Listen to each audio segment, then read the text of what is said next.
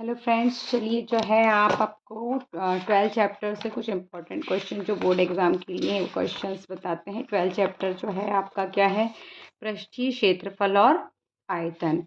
ठीक है, तो आज हम एक्सरसाइज 12.1 जो है 12.1 का आपको 9 क्वेश्चन बताते हैं। 9 क्वेश्चन जो है पेपर में आने वाला क्वेश्चन, वेरी इंपॉर्टेंट क्वेश्चन है, इसको आप ध्यान से कर लीजिएगा। और इस क्वेश्चन को समझाने के पहले सबसे पहले आप वीडियो को लाइक करिएगा और सब्सक्राइब करिए। देखिए, आपका 9 क्वेश्चन है, लकड़ी के एक ठोस बेलन के प्रत्येक सिरे पर एक अर्धगोला खोदकर निकालते हुए एक वस्तु बनाई गई है। ये लकड़ी का एक ठोस वस्तु है, इसको क्या करा, हॉलो यानी खोदा गया है और खोद के एक वस्तु बनाई गई है, जैसा कि आकृति 12.11 में दर्शाया गया है। दिखा रहे हैं, यदि बेलन की ऊंचाई, ये पूरी इसकी हाइट जो है कितनी है, 10 सेंटीमीटर की दी हुई है, और आधार की त्रिज्या मतलब इसकी रेडियस जो त्रिज्या जो है 3.5 सेंटीमीटर की है, तो इस वस्तु का संपूर्ण पृष्ठीय क्षेत्रफल आपको क्या करना है, निकालना है। चलिए इस क्वेश्चन को देखिए किस तरह से करते हैं। यहाँ पर पहले तो आपको जो जो चीज़ दी हुई है आप इसको वैसे लिख लीजिए। आपको क्या दिया है, ऊंचाई यानी h, वो कितनी दी है आपको, 10 सेंटीमीटर की। ये इस लकड़ी की एक ठोस वस्तु है ना, ये ऐसा, इसको खोदा गया तो गहरा हो गया यहाँ से, और यहाँ से भी गहरा हो गया, हॉलो हो गया। ठीक है, तो दोनों तरफ क्या हो गए, अर्धगोले जुड़ गए, दो अर्धगोले हैं। अब उन्होंने बोला कि ये बेलन की जो ऊंचाई है, ये ठोस लकड़ी के टुकड़े की, ये बेलन के आकार का है, तो उसकी ऊंचाई कितनी दी है आपको, 10 सेंटीमीटर की। और आधार की त्रिज्या मतलब ये वाली, ये कितनी है, 3.5 सेंटीमीटर की है।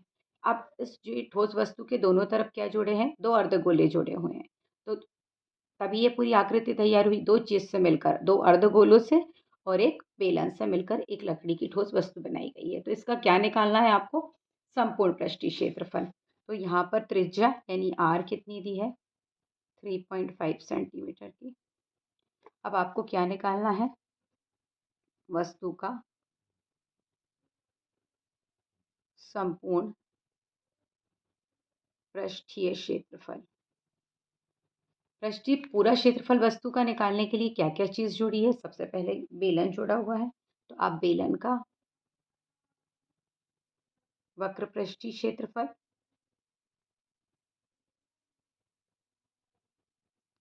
और उस साथ में क्या निकालेंगे, प्लस उसमें क्या जुड़े हैं, दो अर्धगोले, तो टू का यानी दो का इसका गुणा कर देंगे, दो का अर्धगोले का भी आप क्या निकालेंगे, दो अर्धगोले का पृष्ठीय क्षेत्रफल। ओके,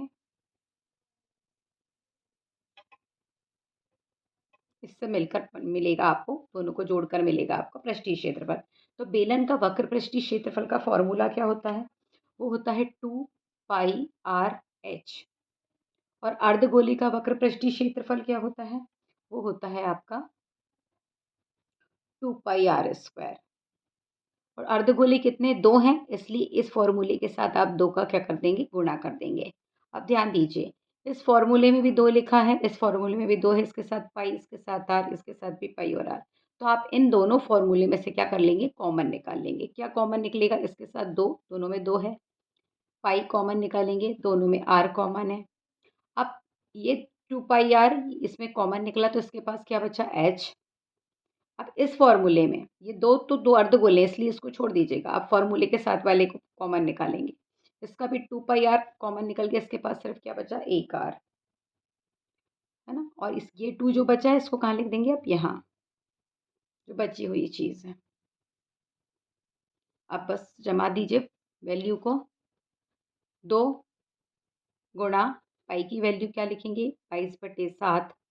आर त्रिज्या आपको कितनी दी है यहाँ पर, 3.5 यानी 3.5। एच आपको क्वेश्चन में दी है 10, दो, यहाँ गुणे का निशान लगाएंगे। आर आपको कितनी दी है, 3.5 यानी 3.5।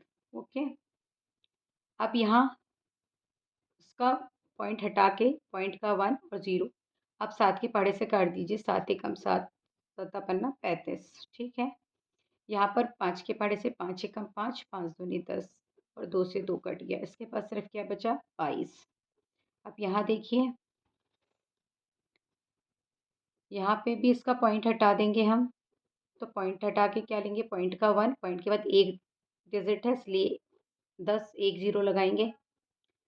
5 के पहाड़े से इसको काट दीजिए। 5 दूनी 10, 5 7 35 और 2 से 2 ये कट जाएगा। यहाँ आपका बचेगा 22 और इसके पास बचेगा 10, यहाँ बचेगा +7, ठीक है। 10 में 7 जोड़े तो कितना हो गया 17। इन दोनों के बीच में यहाँ कोई साइन नहीं, तो आप क्या लगाएंगे मल्टीप्लाई।